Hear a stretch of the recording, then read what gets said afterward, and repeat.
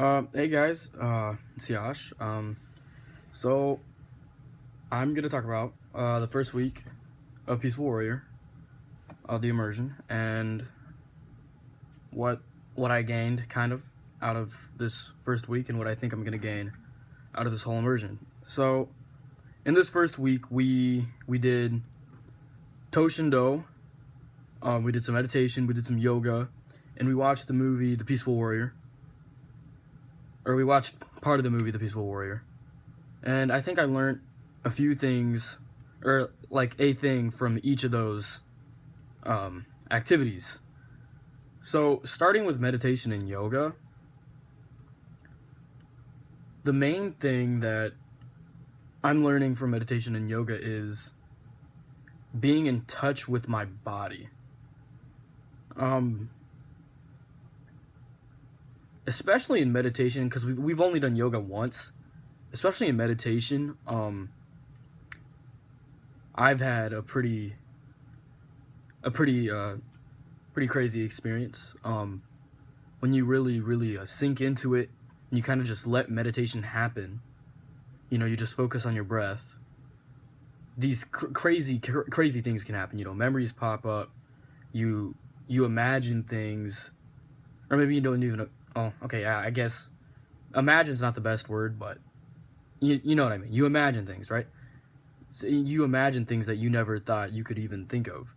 Like, we were listening to one of Reggie Ray's talks, and this was a talk where he was talking about how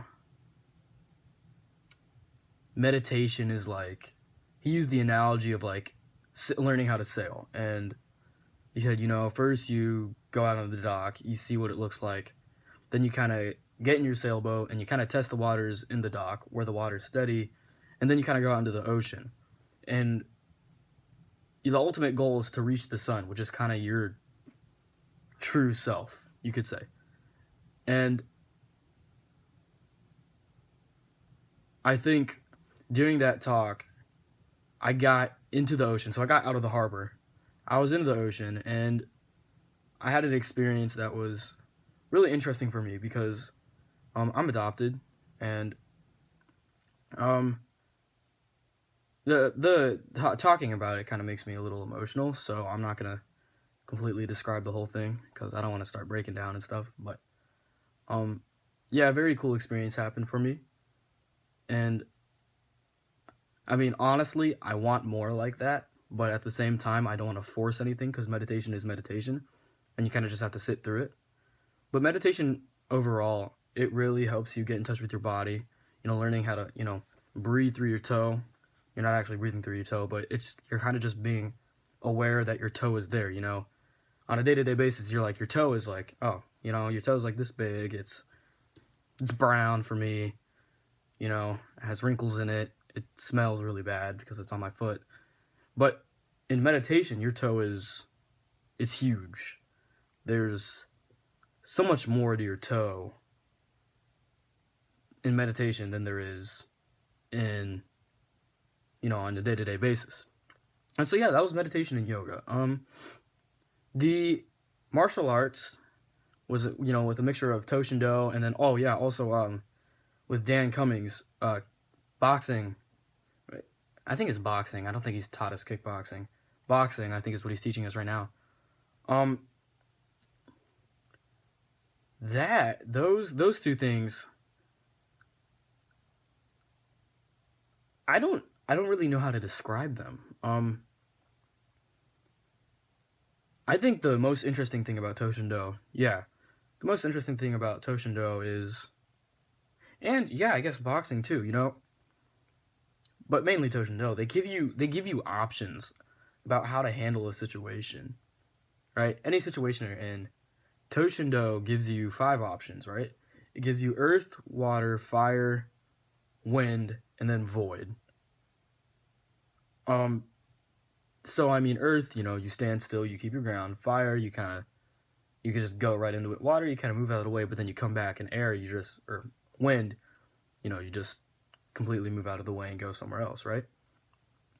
I found that, on a day-to-day basis, since I learned about that stuff, I've found that every single time I do something, for some reason I just start thinking of Earth. Do I want to be Earth? Do I want to be fire? Do I want to be water? Do I want to be do I want to be void? Do I want to like mix up Earth and wind or something like that? Even though that'd be a really weird combination, Earth and wind. They're kind of opposites, but you know, anything's possible in void, right? Void is what creativity, I believe. So yeah, but I like the fact that this martial arts gives you kind of options about how you want to be, because I know we did Earth this week, and I was not that comfortable. Earth, you know, I'm a small guy, so standing my ground is not exactly my thing. It's not what I'm good at. But I'm excited for this week. I think we're doing fire. No, water. Yeah, I think I'm more of a water person. But, you know, I don't know yet. That's the fun thing about this whole month. I gotta kind of discover who I am in terms of elements, right? I gotta discover who I am. And then with Dan Cummings with boxing, I don't know. It kind of reminds me of my old martial arts. I used to take martial arts. What is it called? Tang Sudo. It's a Korean one. It's Korean martial arts, and the style is kind of like kickboxing when you're sparring, at least. It kind of reminds me of that. And I remember when I was in Tang Sudo, I would hate to spar because I didn't want to fight anyone. I was like, why should I have to fight someone? You know, there's not a necessity to. So I'd always lose. I even lost lands to little kids. So yeah. But I don't know, kind of, and I was made fun of that. I was made fun of for that. And boxing with Dan Cummings kind of brought back those memories. And it kind of made me a little angry. So I think this whole week, whenever we've been punching pads and whatnot, I really just, I light them up, as some people might say, you know. I go full out, and I don't know. It's fun. It's a great way to take out some anger, take out feelings that you don't really want. You know, kind of like taking out the trash, which, you know, that's perfect. That leads right into the movie. The movie, I think it just proves to us that, you know, your ego, Dan is the main character in the movie. Ego really makes a difference. How you can, I don't want to say how you control your ego, but like how big your ego is. It really makes a difference. Like, so Dan in the beginning of the movie, he has a very big ego, right? But towards the end, we're like at the middle end. He's so far, I think he's let go of his ego, but I think it's really starting to change him. He's starting to really, what Socrates likes to say, lives in the moment. He starts living in the moment, and he's more aware of other people, and I think that's really starting to change him.